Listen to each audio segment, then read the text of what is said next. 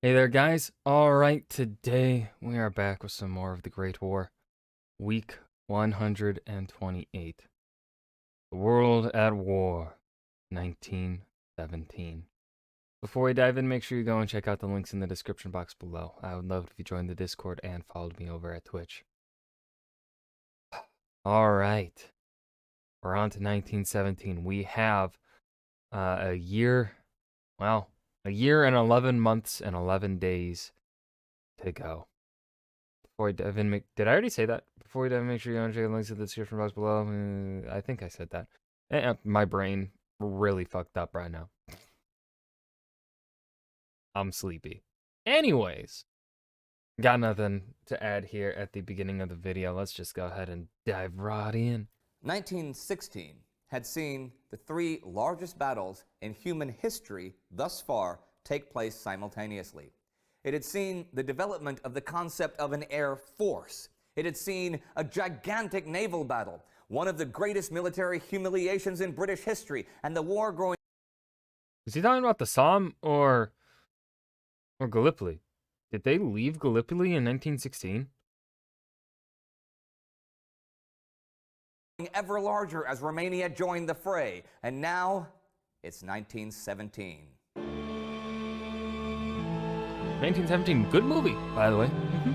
I think I've said that before on this channel years ago. Have I ever talked about 1917 on this channel? I don't remember. I liked that movie. It was good. It was also beautiful. I'm Indy Nidell. Welcome to the Great War.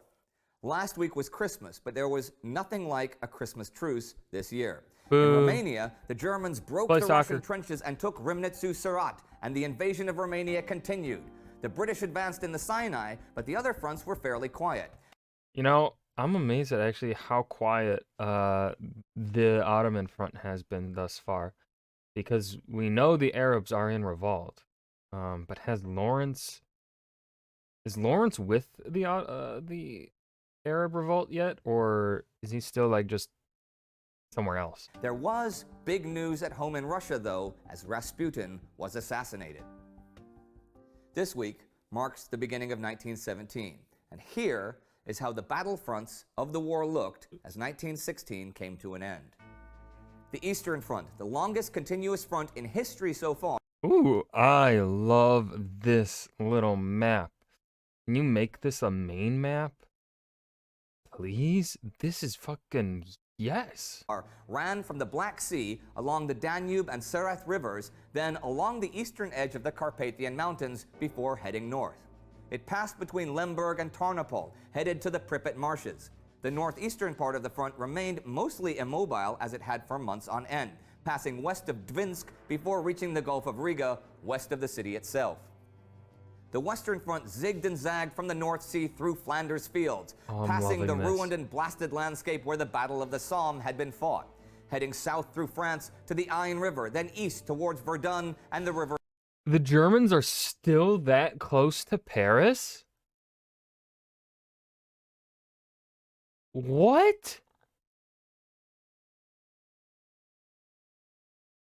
Wow. Meuse before taking a more southerly course toward the Vosges and the Swiss border. The Italian front stretched from the sea around Gorizia, taken by the Italians in August, around and through the Carnic Alps, down and around the Trentino before heading north again towards the Julian Alps and the Swiss border. The Macedonian front ran across from the Aegean through Greece over to Albania, with the Allies holding a small corner of Serbia. In eastern Anatolia, things had remained static since Bitlis and Mush had changed hands several times in the summer. In Palestine, the British had pushed across the Sinai to El Arish, and in Mesopotamia were up the Tigris as far as the outskirts of Kut el Amara.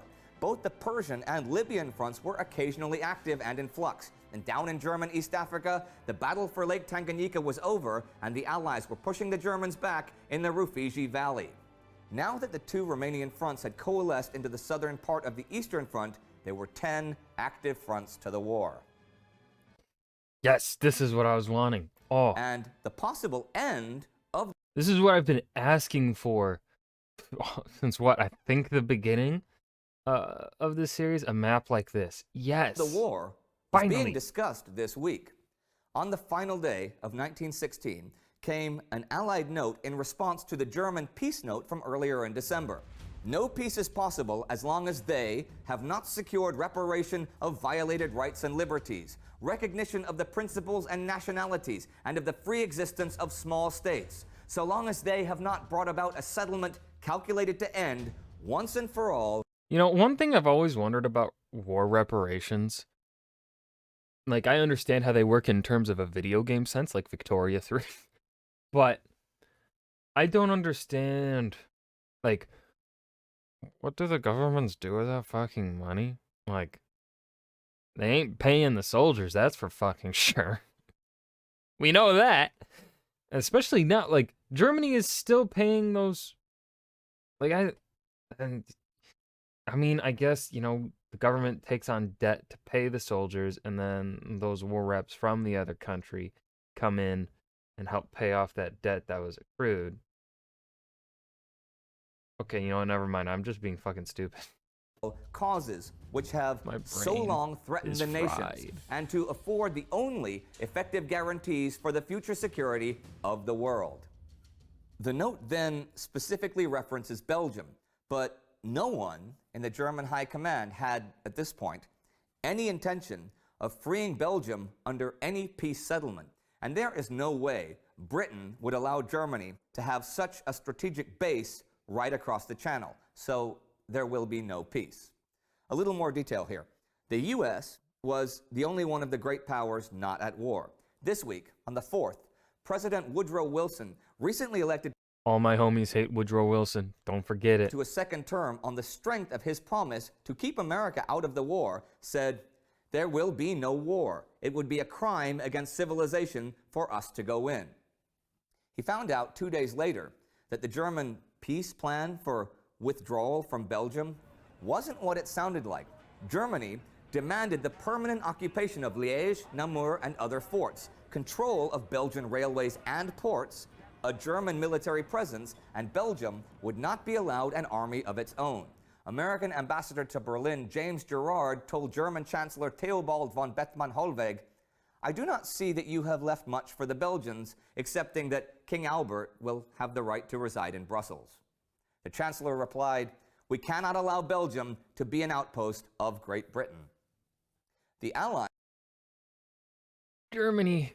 Belgium wasn't until you marched in. were making demands of their own this week in neutral Greece. Well, first, on December 30th, Greece... One thing I hate about World War I, that's this. It's also why you end up loving World War I. It's a love-hate relationship. The same reason. There is practically no one. There is no one to root for here.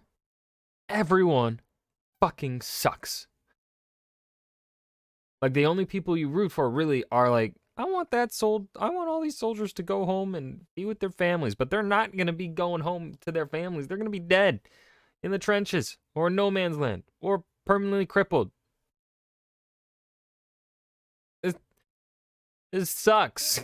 Greece asked the Allies to lift the blockade they had imposed a few weeks ago. The next day, the Allies said they would if Greece met these conditions, as a result of the Greek resistance to occupation back on December 1st. The Greek army and all war material must be transferred to the Peloponnesus.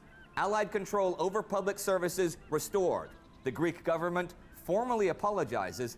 Allied flags to be flown publicly and formally saluted in Athens. The blockade will continue until all this happens. And That's fucked up. God damn. here are some numbers to mark the end of 1916.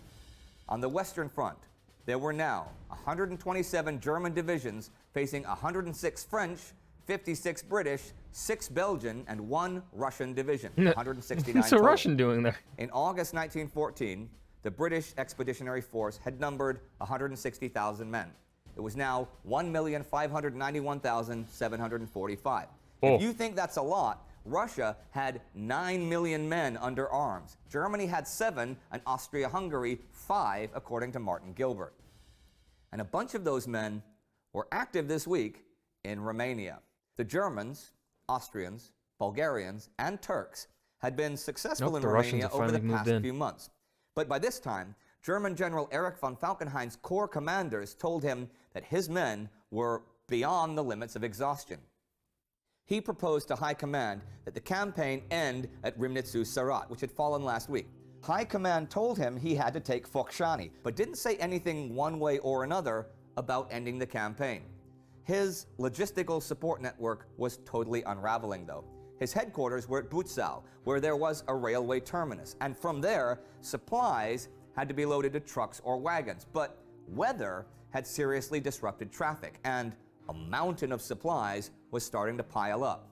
He was also, by this time, worried about typhus and cholera, both of which had sprung up in POW camps and could conceivably spread to his hospitals or active troops. And the fighting north of Rymnicu-Sarat was hard, especially in the mountains west of Focșani, and exhaustion led Falkenhayn's men to make mistakes. On the night of the 1st, a cavalry division didn't take proper precautions and were surprised by the Russians, who took 9 officers and 425 soldiers prisoner, as well as some artillery pieces. Now, to the east, German Field Marshal August von Mackensen's troops had nearly reached the Seret River, and the Russians were abandoning Dobruja and retreating north of the Seret and the Danube, chased by the Bulgarian Third Army. Thing is, since early December, the Bulgarians had threatened Brăila, where the Danube and Seret met, but they hadn't been able to take it. This week, though, Mackensen sent 2 German divisions to attack it from the unguarded land side, and it fell on the 4th. And here are some notes to end the week. On December 30th, the British and Chinese governments made an agreement for a Chinese labor corps in France. On the 3rd, the first Portuguese units land in France, and British Commander Sir Douglas Haig received a well-earned promotion to Field Marshal. And at the end of the week, after months of quiet, the Mesopotamian front comes alive as the Battle of Kut begins. And that was the week. Central Powers gains in Romania in spite of exhaustion, Allied demands in Greece, and political posturing from both sides about a peace that can't be made. One of the 3 enormous battles I mentioned at the beginning was the Battle of Verdun. Historian Alistair Horn had this to say about it. Neither side won at Verdun. It was the indecisive battle in the indecisive war, the unnecessary battle in an unnecessary war, the battle that had no victors in a war that had no.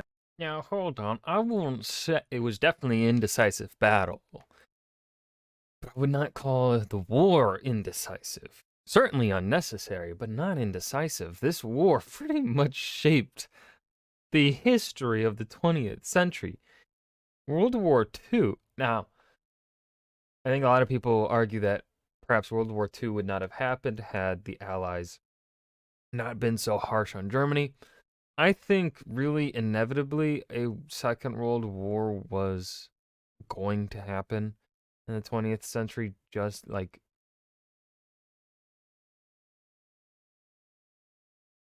I think yeah, there was going to be inevitably there was going to be another massive war like that, mainly shaped by the decisions of World War One. But unnecessary, 100,000%. No victors. It's a new year, and I'd like to close the last one with thoughts of that battle, the battle that, in many ways, defined 1916, the year of battles. 10 months that battle raged, and by the end of it, all the Germans had to show for 1/3 casualties was destroyed land about the size of the London parks put together. I got that comparison from Horn in his book, The Price of Glory. And I'm going to end today with another quote from him. It is probably no exaggeration to call Verdun the worst battle of history, even taking into account man's subsequent endeavors in the Second World War. No battle has ever lasted quite so long. Stalingrad had a duration of only 5 months, compared with... Didn't Leningrad last for years? I thought there was a battle in World War II that lasted over a year. With Verdun's 10. Though the Somme claimed more dead than Verdun, the proportion of casualties suffered to the numbers engaged was notably higher at Verdun than any other First World War battle, as indeed were the numbers of dead in relation to the area of the battlefield. Verdun was the First World War in microcosm, an intensification of all its horrors and glories, courage and futility. The year of battles is over, but the war grows ever more bloody. Happy New Year. If you want to know more. And that was The World at War, 1917. The Great War, week 128. I've got nothing to add here at the end. This was a fantastic episode. I hope you guys enjoyed as well. Remember to hit that like button and subscribe for more. And I will see you guys in the next video. Peace.